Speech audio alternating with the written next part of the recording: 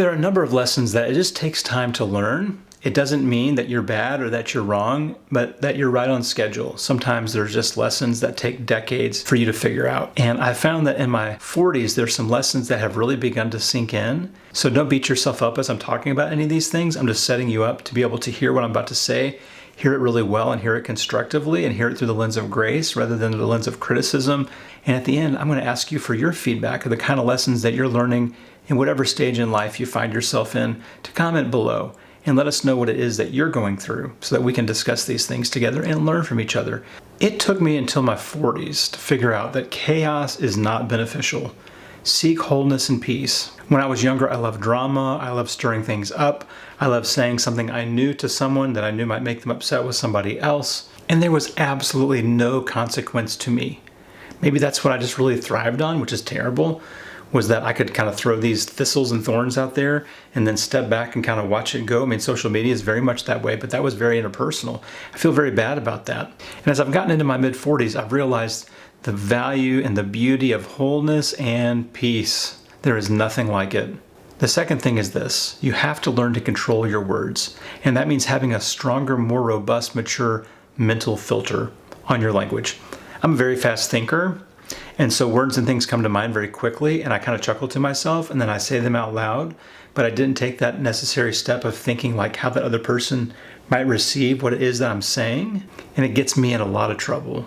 And I figured out after the fact that while I thought that was funny, they sure didn't. I should have taken just a minute to think about how that was going to be received. It's taken to my mid-40s, and I'm still working on it, to finally be able to better filter my words, to have that little mental catch, to capture the thought and to see whether or not it's helpful, and to think about the impact that those words may have on the person who's receiving them rather than whether or not I just think it's funny. It's a little narcissistic for me just to think, well, I think it's funny, therefore it needs to be said, without any regard or empathy toward the people who are receiving it. And so we take those thoughts and those words and we convert them into better things to say.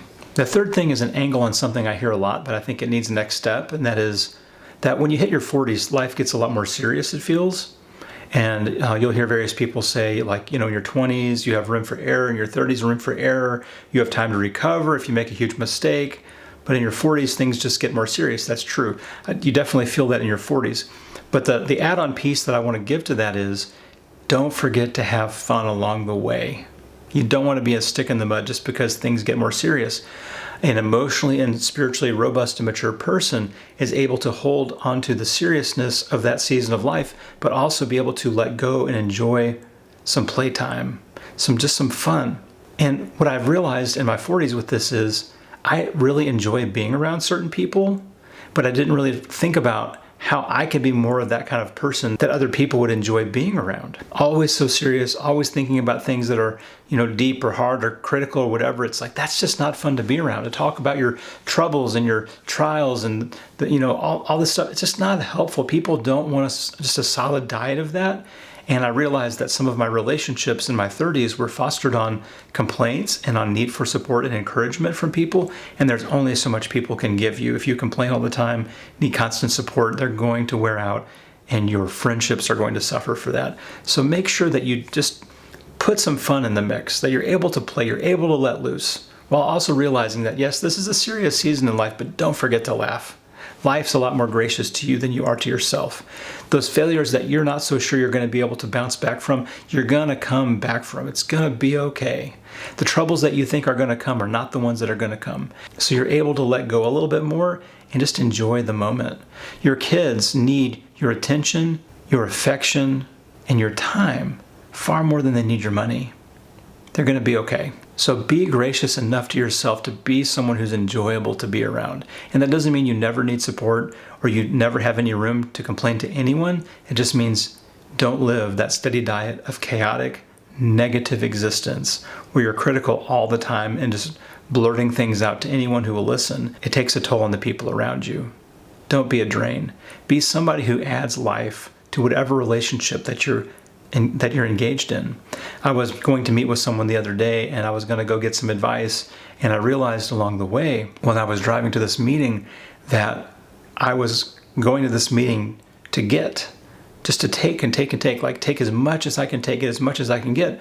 And I realized along the way that that is not the right posture of my heart or mind to go into a meeting with another person, I need to go in trying to add as much value as I can. What I receive from that will be enough. It will be okay. Be patient, but make sure you're not just going to take, but you're going to add, you're going to give. And that's the fourth thing. We enter into things to add value, not just to take.